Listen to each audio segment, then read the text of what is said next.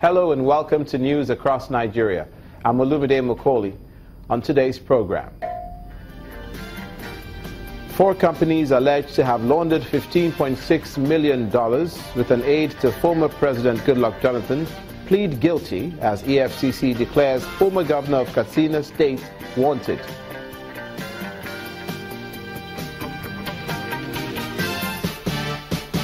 The Edo State Police Command reject claim by political parties in the state over suspect arrested before postponed governorship election.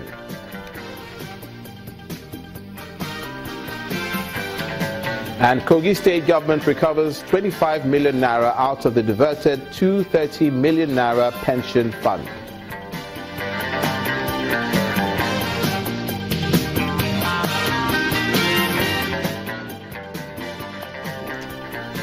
Thank you so much for joining us. We begin with the fight against corruption. 4 companies allegedly used to launder the sum of $15.6 million by Mr.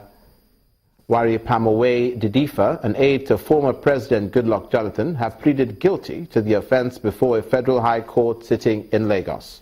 The money involved in the case is the same money which former First Lady Patience Jonathan claims belongs to her. Mrs. Jonathan had last week filed a fundamental rights enforcement suit where she admitted ownership of the money. She'd asked, amongst other things, that the court should compel the EFCC to immediately remove the no-debit order placed on the account.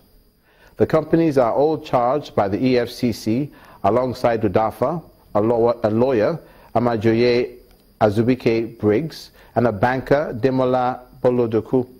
While the companies pleaded guilty, the former presidential aide, the lawyer, and the banker all pleaded not guilty to the 15-count amended charges. Our judiciary correspondent, Shola Shoyele, reports that the offenses for which they were all charged were said to have been committed between November 2013 and May 2015.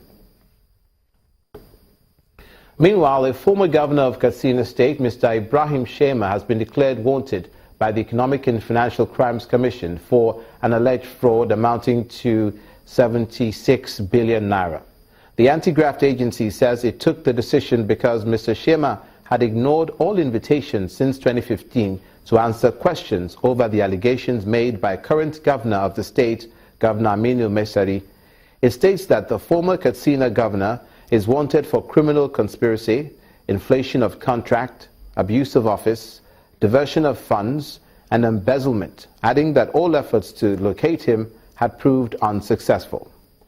Mr. Masari is said to have been displeased with the handover note he received from his predecessor and thereafter set up a panel to investigate the management of the state's finances by Mr. Shema, vowing to ensure that all stolen funds are returned to the government coffers. Some key federal ministries will get less than the usual allocation, while others will get significantly more in the 2017 budget. And this was revealed by President Muhammadu Buhari, who was addressing cabinet members and some experts at a retreat at the presidential villa to trash out ways of getting Nigeria's economy out of recession. The meeting, which centered on building interministerial synergy for effective planning and budgeting in Nigeria, also discussed fiscal and trade policy options. According to one of the experts at the dialogue, economist Mr. Bismarck Ruwani, the recession, which he claims started in 2012, may take 12 to 18 months to fix, and that through bold policy decisions and careful planning, it can be fixed. Now, the economic realities have thrown up topics for debates amongst political parties in recent times. The latest coming from the opposition People's Democratic Party, which is calling for the resignation of President Muhammadu Buhari over what it calls the crass ineptitude in the handling of the nation's affairs. The PDP, in a statement, accuses the ruling party of failing to stop the economy from drifting into recession. Describing the APC as lukewarm in its attitude in the management of the challenges facing the country, the PDP alleges that most of the major investments made by its government in critical areas of the nation's economy are being allowed to waste away. In the meantime, the ruling APC have described the PDP as being bent on distracting the government from rescuing the country from the mess it left it in. In a statement, the Minister of Information, Lai Mohammed, slammed the PDP for asking for the resignation of the president. He adds that the APC is on a mission to rescue the country and resuscitate it from the coma that the PDP left it in, accusing the PDP of attempting to sabotage the rescue efforts.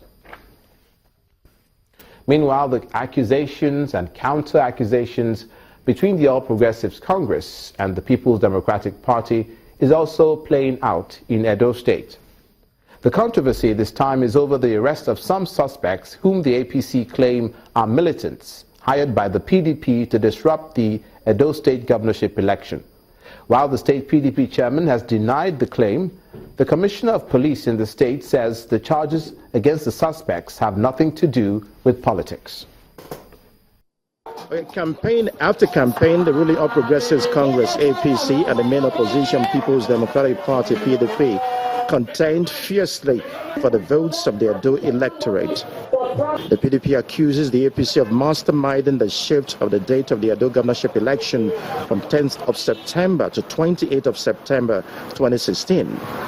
The Edo State chairman of PDP, Dan Obi, further claims that the ruling party also orchestrated the arrests of suspected militants by the Edo State Police Command, allegedly hired by the PDP. They've perfected ways and plans to inform the Nigeria police and the various security agencies to swap on them with the perfect arrangement that when arrested, those people should confess that they were invited to come to the state by the PDP to assist them at the election. Reacting to the allegations, APC chairman Ansem Ojezwa insists that the arrest is a confirmation of their earlier worries about the PDP's plan to use non-residents of Edo State to subvert the electoral process. All the hotels in the areas where they wanted to cause mayhem were fully booked. This is evidence. What is even more, after my statement, recently, just as you have heard, people were arrested with arms and ammunition, fitting the description of our suspicion. These are some of the suspects on parade at the Edo Police Command headquarters. But the Edo Police boss, Lafemiho Adeoye, insists the suspects were arrested for crimes unrelated to politics. We are not interested in whatever political party anybody belongs. What we are seeking to do is to rid this state of every form of crime and criminality. It's 2 weeks to the 2016 governorship election in Edo State, and the controversies continue. The electorate are watching keenly and are poised to make their decision on September 28, 2016. Also in the south of the country, the President, Muhammadu Buhari, has been commended for allowing federal government-sponsored projects to flourish in that region of the country. An APC chieftain in Cross River State, Mr. Edet Umar, gave the commendation in Calabar, the state capital, when he received APC members from Odupani local government area. Addressing the group, Mr. Umar says the region is happy with the plans mapped out by the Buhari administration in areas of railway construction and dualization of roads. President Muhammadu Buhari is our real brother, because today the Calabar, Port Harcourt, Lagos rail line is not just an MOU, it is a reality. It has been awarded, and the construction is about to commence. Because this region provides for this nation, and this region deserves the best.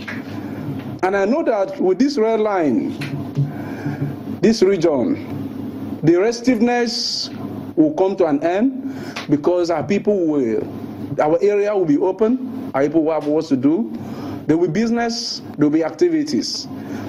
We are not just depending on oil, but we depend on agriculture, we depend on other natural resources and mineral resources, And with this road, with this rail line, and with our road allies, we'll be able to market, we'll be able to transport our products. So with this road, with this rail, truly our economy will change. Restiveness will be over.